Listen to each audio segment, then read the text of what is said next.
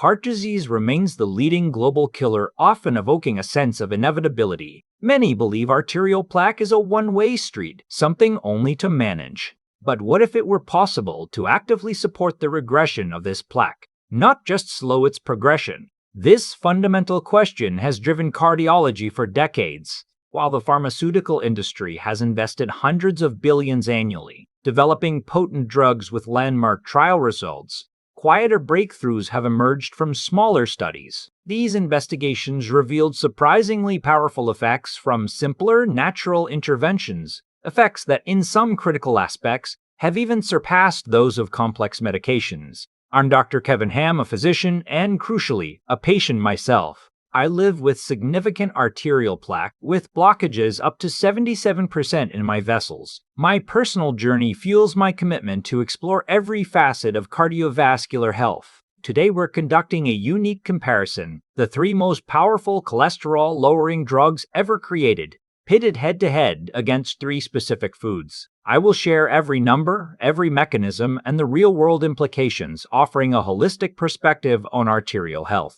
Before comparing interventions, we must truly understand arterial plaque. Most envision cholesterol like grease in a pipe, simply stuck to artery walls. This common misconception is why many struggle to effectively address plaque. The reality is far more intricate. Your arteries are lined by a single, delicate layer of cells, the endothelium, akin to living wallpaper. When this lining is damaged by high blood pressure, smoking, or elevated blood sugars, tiny gaps form. Through these microscopic openings, specific LDL particles, particularly smaller, denser ones, can infiltrate the arterial wall. Once inside, in an inflammatory state, these LDL particles become oxidized, chemically altered. Oxidized LDL is then perceived as a threat by your immune system. Macrophages, immune cells tasked with consuming invaders, engulf this oxidized LDL. However, they cannot digest it. Instead, they swell, becoming foam cells, loaded with lipids, immobile, and trapped within the arterial wall. As these foam cells accumulate and eventually die, they form a necrotic core, a pool of dead cellular debris, sealed beneath a thin, fragile, fibrous cap. This cap, often thinner than a hair, is the plaque. If it ruptures, the plaque's inflammatory contents spill into the bloodstream, triggering a sudden blood clot. This clot can block the artery, causing a heart attack or stroke. Thus, arterial disease isn't merely cholesterol on a wall. It's a chronic inflammatory immune response within the arterial wall. This distinction is vital, as it dictates what a successful intervention must achieve: prevent LDL oxidation, resolve systemic inflammation, and activate reverse cholesterol transport, the pathway that removes cholesterol from those trapped macrophages.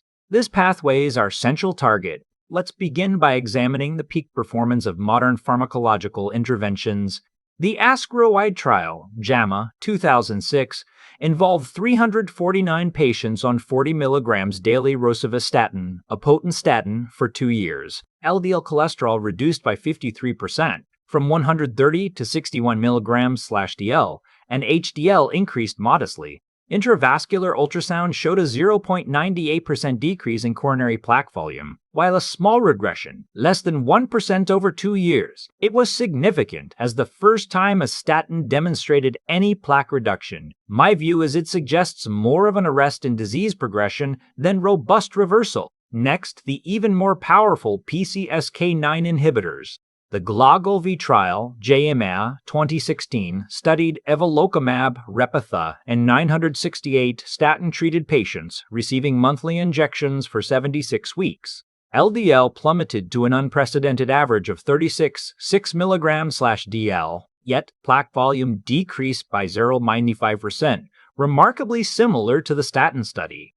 While 64% showed some regression, the incremental benefit in plaque volume over statins alone was limited, especially given the high cost, approximately $14,000 annually. This implies extreme LDL lowering may halt progression but offers little additional plaque reduction beyond a certain point. Finally, the OD-CESI Outcomes Trial, New England Journal of Medicine 2018, involved nearly 19,000 patients after an acute coronary syndrome, like a heart attack. Alirocumab Praluent reduced LDL from 87 to 53 mg/dl. Crucially, this trial demonstrated a 15% reduction in major adverse cardiovascular events and, uniquely, a 15% reduction in all-cause mortality. This was the first PCSK9 inhibitor trial to show improved patient survival. These 3 studies represent the most compelling results in lipid-lowering therapy, pushing pharmacological boundaries. But how do they precisely work?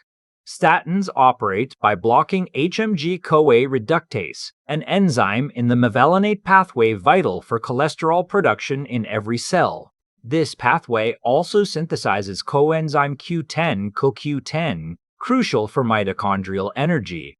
Thus, statins can reduce CoQ10. Cholesterol is also the fundamental building block for all steroid hormones, cortisol, testosterone, estrogen. Disrupting this pathway affects these precursors, highlighting cholesterol's indispensable role beyond a villain. PCSK9 inhibitors use a different approach. Liver LDL receptors capture LDL from blood for disposal.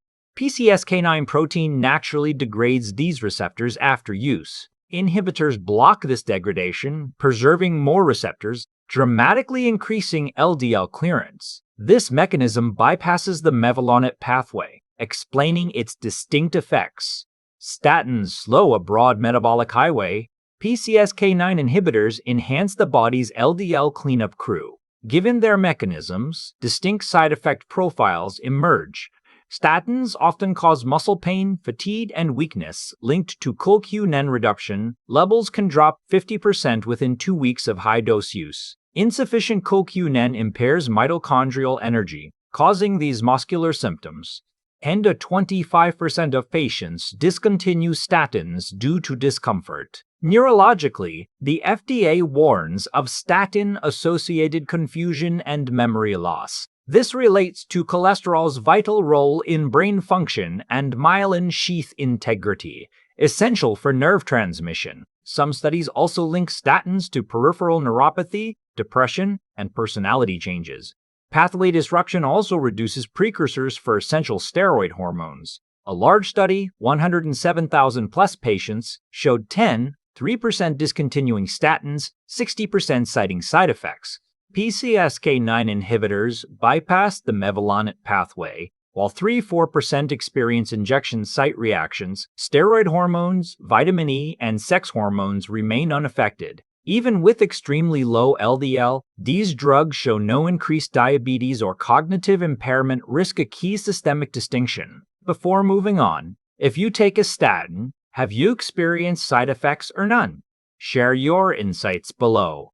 This is where many are surprised by the potential of simple, accessible interventions. Let's explore specific foods studied with pharmacological rigor. Food as medicine. First, pomegranate juice. A 2004 clinical nutrition study of 19 patients with severe carotid blockages, 70 to 90%, showed 50 milliols daily of concentrated juice for 1 year resulted in a 30% decrease in carotid intima media thickness, CIMT. The control group saw a 9% KMT increase. This benefit was profound. Mechanistically, LDL oxidation, the initial step in plaque formation, plummeted by 90%. Peroxonase 1, PON1, crucial for HDL protection and reverse cholesterol transport, surged by 83%. Added benefits: 12% drop in systolic blood pressure, comparable to many medications, and 130% rise in total antioxidant status, all from a small daily serving. The second food, nattokinase. The largest study, Frontiers in Cardiovascular Medicine 2018, involved 1,062 Chinese patients with high lipids and early carotid plaque. Daily 10,800 fibrinolytic units FU for 12 months led to CIMT reductions up to 36% and significant plaque size decrease. Improvement rates ranged 66–95%. Crucially, 3,600 FU daily showed no improvement, emphasizing dose matters. Research suggests minimum 6,000 FU, with this study demonstrating efficacy at 10,800 FU. Caution: nattokinese's fibrinolytic properties increase hemorrhage risk if on blood thinners. Physician consultation is essential. Beyond the enzyme, traditional natto, fermented soybeans, offers more 2 tablespoons daily, provide 300 to 500 mg of vitamin K2 Mk7, directing calcium from arteries to bones, teeth. Natto also contains spermidine, a polyamine activating autophagy vital cellular repair. Finally, steel-cut oats. A meta-analysis, American Journal of Clinical Nutrition, 2011, of 28 trials showed 3 grams of beta-glucan daily, 1 bowl, consistently reduced LDL cholesterol by 6-8%. The mechanism is simple. Beta-glucan, a soluble fiber, binds to bile acids in the gut, forcing the liver to pull more LDL from the bloodstream to synthesize new bile acids. This effect is consistent and dose-dependent. Now for the side effects of these foods. Pomegranate juice produced no adverse effects. Instead, benefits included enhanced antioxidant status, lowered systolic blood pressure, and increased PON1 activity for reverse cholesterol transport. Nattokinase, while safe in studies, carries a crucial caution. Its fibrinolytic properties increase hemorrhage risk if on blood thinners. Physician consultation is essential. Steel-cut oats offered improved gut microbiome, better glycemic control, and enhanced satiety. Their side effects are often additional health benefits. Comparing drug interventions, statins and PCSK9 inhibitors achieve significant LDL reduction and around 1% plaque regression, yet came with side effects like muscle pain, CoQ10 depletion, or injection site reactions and high costs. While showing reductions in cardiac events and mortality, these benefits are balanced against their systemic impacts. The foods, however, demonstrated profound effects like 90% LDL oxidation reduction, pomegranate, or significant CIMT decrease, nattokinase, with overwhelmingly positive side effects. I am not suggesting you abandon prescribed medications. That's a dialogue with your cardiologist. However, integrating these powerful food-based interventions alongside conventional therapy can yield profound results. My friend's 71% LDL drop in 3 weeks while on rosuvastatin, simply by adding these foods, illustrates their impact. The evidence suggests food-based strategies offer larger effect sizes and broad health benefits. The fundamental question isn't drugs or food, but why not both in severe situations? This holistic perspective reveals arterial health is deeply intertwined with overall physiological balance. Consider how hormonal balance impacts metabolic health, how stress physiology can drive inflammation, the critical role of sleep quality in repair, ensuring robust circulation, combating chronic inflammation directly, and optimizing nutrient absorption for cellular function. Addressing these interconnected elements creates a profoundly supportive environment for cardiovascular well-being. Setting realistic expectations is vital. Biological changes initiate internally, often before they're visible. Consistency, not intensity, is key. Individual responses vary. This is a journey of gradual support. I invite you to comment, are you integrating both conventional and food-based approaches in your health journey? For studies, doses, and full protocols, visit ham.com, link in description.